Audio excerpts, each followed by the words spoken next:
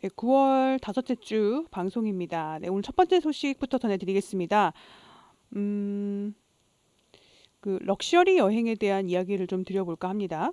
일반적인 이제 뭐 부킹닷컴이나 이런 호텔스닷컴 이런 데 이제 등록돼 있는 호텔들이 사실 전부가 아니죠. 이제 이런 OTA에서 판매되고 있지 않은 이제 소위 말하는 이제 하이엔드, 탑노치 이런 말을 쓰는 이제 숙박 브랜드들이 몇 개 있습니다. 이렇게 플랫폼에도 입점되지 않는 숙박 시설들은 그럼 과연 어떻게 예약을 해야 될까요? 사실은 5성급 호텔과 좀 구별이 되는 이런 하이엔드 리조트들은 이제 별도의 어떤 럭셔리 여행들을 취급하는 이 트래블 에이전트들을 통해서 어떻게 보면 이 패키지 형태로 숙박과 그 부대 시설들을 이용하는 패키지 형태로만 숙박을 구매할 수 있는데요. 이제 그런 트래블 에이전트들을 하나로 이제 묶는 네트워크 중에 하나가 이제 대표적인 게 이제 버추오소라는 브랜드가 있습니다. 버추오소라는 브랜드인데 럭셔리 여행 또 그리고 이제 경험 여행을 전문으로 하는 전 세계의 여행사와 호텔, 크루즈 약 2,000개의 브랜드를 취급하는 그리고 이제 이런 브랜드들을 전문적으로 판매하는 이제 설명을 할 수 있는 이제 그런 사람들을 이제 트래블 어드바이서 또는 트래블 에이전트라고 하는데요. 이런 사람들을 이제 심사를 통해서 어, 이제 글로벌 네트워크로 만드는 겁니다. 일종의 이제 인증이라고도 볼 수 있을 것 같아요. 심사 기준이 엄격해가지고 이 버추어서에 가입을 하는 게 이제 일반적인 여행사가 그냥 이제 뭐 개방된 형태로 진입을 할 수는 없습니다. 이게 되게 폐쇄적인 네트워크라서요. 국내에서도 제가 찾아보니까 뭐 샬레 트래블, 더 트래블 앤 레저 같은 극소수의 여행사가 이 버추어서에 가입이 되어 있어요. 그래서 하이엔드 이런 숙박 시설들을 취급을 했었고요. 그래서 예전에는 이런 럭셔리 호텔들이 가진 어떤 특별한 서비스들을 이제 풀로 받으려면은 이런 여행사들을 통해서만 예약이 가능했던 거죠. 예. 그래서 뭐 전화를 통해서나 아니면 뭐 방문을 해서나 뭐 이런 식으로. 이런 대표적인 숙박 브랜드가 이제 아만이라는 브랜드입니다. 많이 들어보셨을 것 같아요. 저도 이제 아까 전에 이제 아고다에 가서 아만 이제 시설들이 있나 보니까 없습니다. 예, 일반 OTA는 입점이 돼 있지 않은데요. 이제 국내에서 이 스테이폴리오라는 플랫폼이 이제 아만을 이제 독점 공급 계약을 맺고 이제 입점을 시켰다 해서 이제 인스타그램에서 소개한 걸 봤는데요. 물론 저는 스테이폴리오를 뭐 몇 년 전부터 계속해서 굉장히 주변에 많은 분들에게 뭐 추천도 하고 있고 우리나라에서 어떻게 이런 플랫폼이 나올 수 있을까 해서 저도 굉장히 좋아하는 플랫폼이고요. 스테이폴리오를 처음 들어보시는 분들을 위해서 간략하게 설명을 드리면 이제 국내에 많은 어, 독채 숙박 시설, 이제 개성을 가진 숙박 시설들을 스토리를 통해서 소개하는 그런 콘텐츠 기반의 숙박 중개 플랫폼이죠. 그리고 이제 해외 쪽으로도 조금씩 계속해서 숙박 리스트를 늘려 나가다가 결국은 이제 이 스테이폴리오가 추구하는 바와 아만이라는 이 브랜드가 추구하는 바가 이제 맞아 떨어져 가지고 전 세계 아만 34개 프로퍼티 중에서 9개가 지금 스테이폴리오에서 이제 예약을 받고 있습니다. 다시 말씀을 드리면 아만 같은 브랜드는 그동안 이런 일반적인 OTA들을 통해서는 예약이 좀 어렵거나 혹은 이런 럭셔리 리조트들은요. OTA에서 판매를 하더라도 이렇게 럭셔리 에이전트들한테 판매하는 것처럼 판매하지 않아요. 그냥 객실이랑 조식 정도만 판매를 하고 특별한 서비스들을 풀로 받으려면 아까 말씀드린 것처럼 이게 여행사를 통해서 해야 되는데 아만이 지금 이 스테이폴리오를 통해서 이 상품을 공급하기 시작했다는 게 이제 어떤 걸 의미하는지 제가 세 가지로 좀 정리를 해봤습니다. 간략하게. 이 럭셔리 여행 시장은 사실 그동안에는 사람의 손길이 많이 필요하다. 그리고 여행사들만 할 수 있고 디지털 전환 쪽에서 범접할 수 없는 영역이다라고 여겨졌지만 사실은 지금 이 럭셔리 여행 시장도 결국은 디지털 전환이 일어나고 있다라는 걸 좀 보여주는 저는 상징적인 사례 같아요. 소비자 입장에서는 막 어렵게 막 트래블 에이전트들 알아내가지고 연락해서 상담하고 견적 뽑는 것보다 명확한 가격을 가지고 이렇게 사이트에 와서 구매를 하는 게 훨씬 편리하잖아요. 그래서 이제는 이 럭셔리 여행 시장도 어떻게 보면은 조금 이제 폐쇄적인 형태에서 개방적으로 그리고 오프라인에서 온라인으로 이제 좀 변화가 일어나고 있다라는 것도 좀 볼 수 있는 거고요. 저는 특별히 또 이제 이 숙박 OTA도 굉장히 좀 그동안에는 획일적이었잖아요.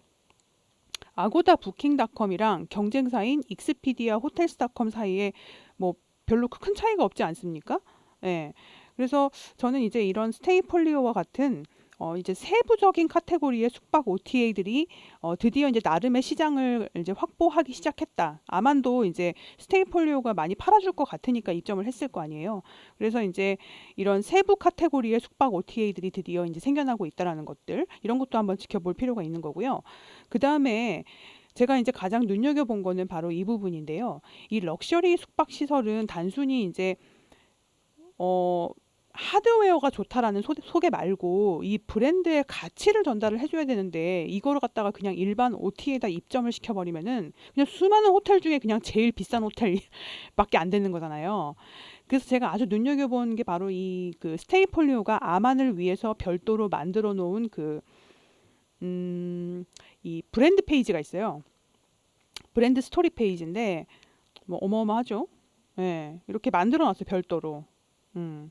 그래서 이렇게 그 아만이 뭘 뜻하고 왜 어떤 가치를 전달하려고 하고 뭐 진정한 환대, 뭐 비교할 수 없는 휴식의 경험 이런 것들 그리고 독창성 그리고 뭐 지역과의 어떤 연계성 또 이런 미학적인 어떤 그런 것들 또 그리고 서비스 이런 것들을 이제 아주 그 이미지화해서 이렇게 보여주는 거 아닙니까?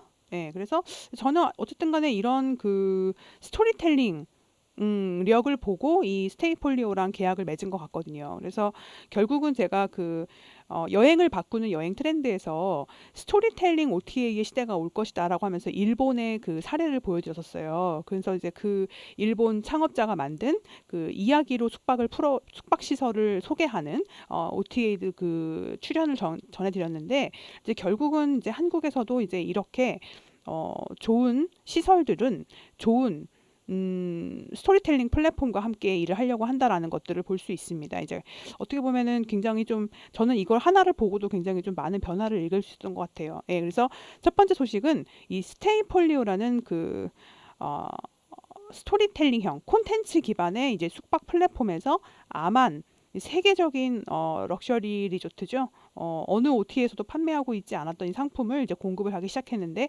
왜인가? 이런 것들을 한번 짚어봤습니다. 아, 그리고 좀 재밌는 소식이네요. 이거 지금 그 두 번째 소식인데 포켓몬고 많이 들어보셨죠? 저는 포켓몬고 되게 오랜만에 지금 이름을 들어보는 것 같은데 그동안에 또 국내에서도 꾸준하게 인기가 있었던 것 같아요. 근데 이제 지난 그 23일부터 해가지고 3일 동안 일산 호수공원에서 포켓몬고 사파리존이라는 그 오프라인 행사가 진행이 됐었거든요. 예, 여러분도 혹시 뉴스에 소식 보셨나 모르겠네요. 그래서 이제 이게 뭔가 해서 봤더니 이 포켓몬고를 사용하는 그 이용자들을 포켓몬 트레이너라고 한대요. 포켓몬고를 즐기는 사람들을. 그래서 이 트레이너들이 모여서 교류하는 글로벌 행사라고 합니다. 이 포켓몬고 사파리존이라는 행사가. 그래서 어 지난 2021년 10월에 영국에서 이게 열렸는데 4만 명이 몰렸다는 거 아닙니까? 그래서 거의 한 뭐 지역 경제에 한 200억 원 가까이 효과가 났다 하면서 이 사파리존이 이제 어느 나라에서 열리느냐도 굉장히 이제 화제거리가 되는 건데 근데 이제 이게 이제 우리나라에서 드디어 요번에 처음으로 열린 거래요. 예, 그래서 저도 이제 영상들을 보면서 아, 이게 지금 그 어느 정도까지 사람들이 많이 많나 했는데 지금 보도된 자료들을 보면은 기사들을 보면은 아직 몇 명이 모였는지까지는 지금 보도된 자료가 없긴 해요. 근데 현장에서 유튜버들이 엄청나게 찍어서 많이 올려놨는데 저는 지금 이 뉴스에서 나오는 영상을 링크해 놨는데요. 지금 나이언틱 그 이 회사에서 나와서 이 새로운 경험을 제공한다라는 이런 것들 그리고 이 지역 경제에 대한 걸 언급하거든요. 고양시를 재발견해라 이런 것들을 언급하고 심지어 이렇게 고양 시장까지 나와서 이런 것들을 막 홍보합니다. 이게 무슨 말이냐? 이게 단순히 포켓몬고가 지금 이 게임이 아니라는 거예요.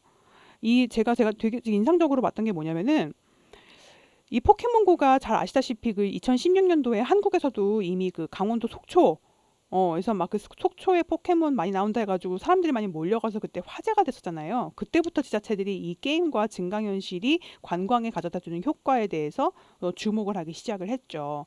그 이후에 이제 리얼월드와 같은 이 몰입형 관광 게임 기업도 드디어 탄생을 하게 된 것이고요.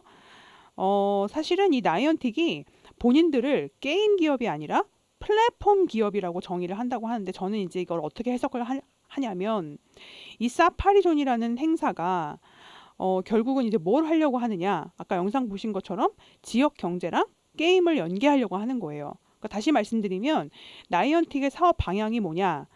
결국은 전 세계 국가와 도시 중에서 관광 진흥을 하려고 하는 전 세계 어느 도시든 간에 자기네들의 고객으로 만들려고 하는 겁니다. 이걸 잘 보여주는 게 그 UNWTO라고 이제 국제 이 관광 기구가 있어요. 여기랑 2018년도에 나이언틱이 이미 그 파트너십을 맺었고 2020년에는 이게 한참 그때 코로나 때였거든요.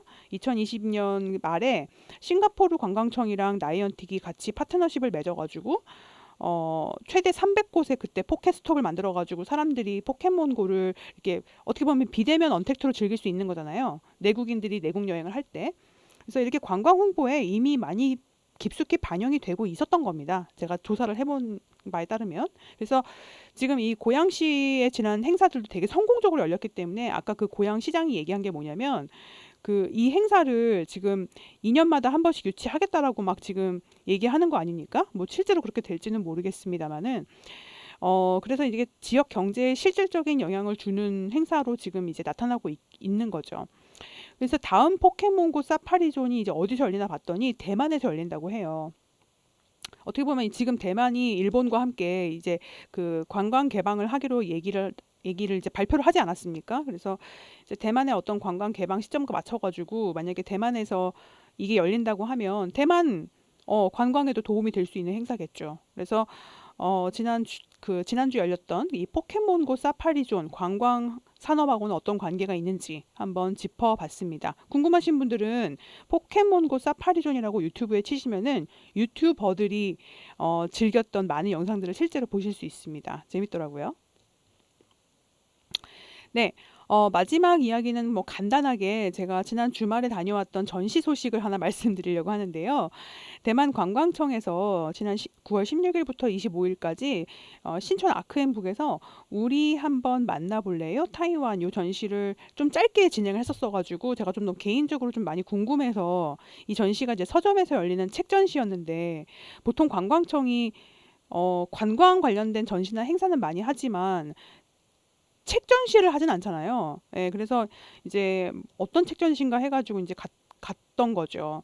사실 제가 이제 신촌 간 김에 지난번에 제가 방송에서 소개했던 그 서대문 문화재 야행에서 아까 말씀드린 그런 약간 야외 방탈출 같은 그런 게임을 한다고 소개해드렸던 것도 직접 해보려고 했지만 거리가 상당히 좀 있어가지고 그때 다 하진 못했어요. 시간상. 그래서 서점만 다녀왔는데 아무래도 지금 대만이 드디어 이제 관광 개방한다 소식 발표하기도 했고요. 이제 10월 달부터 저도 개인적으로 대만을 굉장히 좋아하고 여러 번 다녀온 여행지라서 그 대만이 이제 서점의 왕국, 책의 왕국이라고 불릴 만큼 굉장히 책을 테마로 한다는 걸 잘 알고 있었고 대만에 갈 때마다 저 개인적으로 제가 책을 굉장히 좋아하고 뭐 책 관련된 회사 다니기도 했고 서점에 들리는 걸 되게 좋아해가지고 한번 둘러봤습니다. 근데 생각보다 되게 재밌는 책들이 많았어요.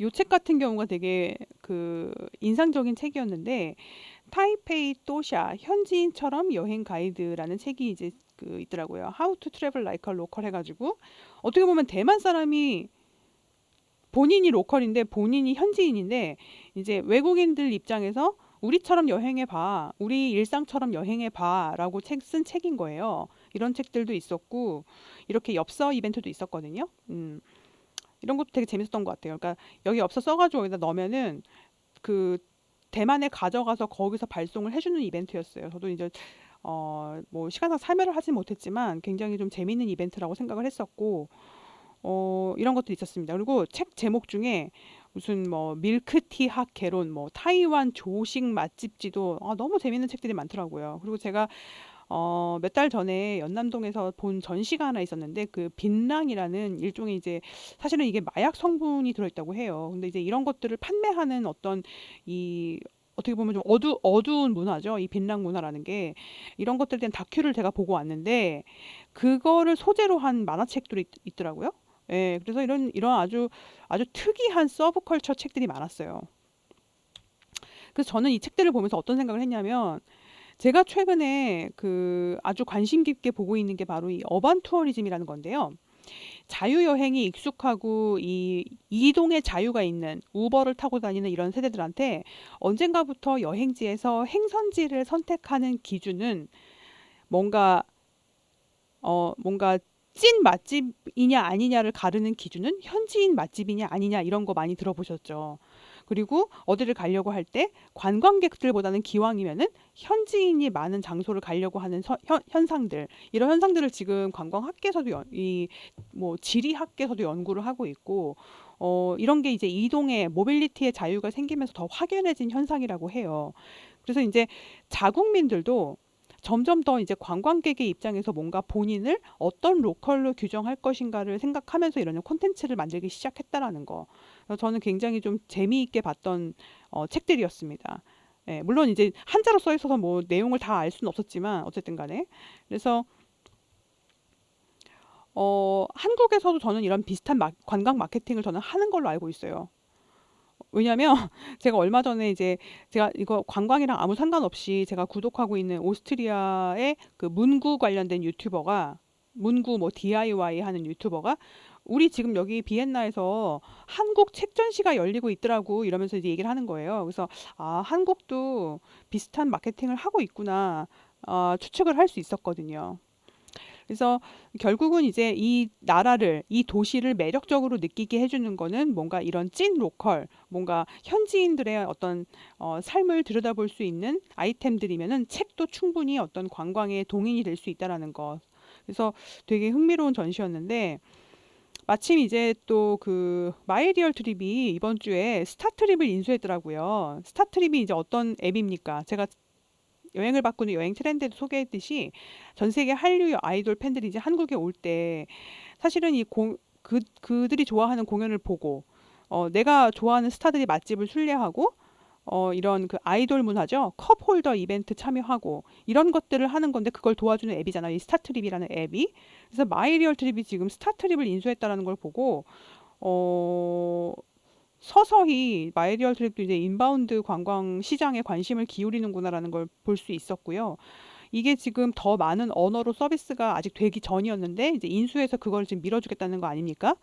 그래서 결국은 이런 서브컬처가 이제 관광의 강력한 컨텐츠가 된다라는 거를 이 기업 가치가 인정이 됐으니까 어쨌든 인수가 된 거잖아요. 그래서 저는 이제부터 다시 시작되는 여행에서 이 고환율과 이 경제적인 엄청난 지금 전 세계적인 글로벌 위기와 이런 것들을 뚫고 결국 여행을 선택하는 세대들에게 이 아까 위에 소개했던 뭐 포켓몬, 내가 좋아하는 아이돌, 이런 서점 순례, 이런 어떤 굉장히 분명하고 뚜렷한 목적들이 여행을 이끌 거라는 것이죠. 그래서 앞으로는 이 여행의 목적, 굉장히 정말 더 세분화되고 굉장히 이제 명확한 목적을 띈 사람들이 이제 여행을 하러 다닐 것이다. 이렇게 포켓몬을 잡으러 다니든 이렇게 정말 사람들의 지갑을 열고 발길을 이끌게 만드는 것들은 굉장히 개인 취향화되고 세분화된 어떤 것들로 여행 시장이 이루어질 것 같다라는 것들을 한번 이 대만 관광청 전시에서도 한번 느낄 수 있었습니다. 저도 대만에 책 보러 또 여행 가고 싶네요. 네, 오늘 세 가지 이야기 말씀드렸습니다. 첫 번째는 스테이폴리오가 이제 아만 리조트를 판매하게 됐는데 기존에 온라인에서 판매하고 있지 않았던 호텔 브랜드였다라는 거 말씀을 드렸었고요. 럭셔리 시장도 점점 더 디지털 쪽으로 가고 있고 스토리텔링 중요해지고 있다는 거 말씀드렸습니다. 두 번째는 고양시에서 지금 지난주에 열린 포켓몬고 사파리존 지역 경제에 굉장히 직접적으로 지금 전 세계를 돌면서 하는 행사인데 영향을 주고 있다라는 이야기 말씀을 드렸었고요. 네. 그리고 마지막으로 제가 이제 다녀온 이 타이완 대만 관광청에서 열렸던 그 신촌에서 열렸던 그 책전시 다녀와서 이 여행의 목적성이 굉장히 좀 앞으로도 계속 강화될 것이고 현지인처럼 여행하기라는 이런 어떤 이런 조류 굉장히 강화될 것이다 라는 것들 엿볼 수 있었다는 말씀 전해드렸습니다.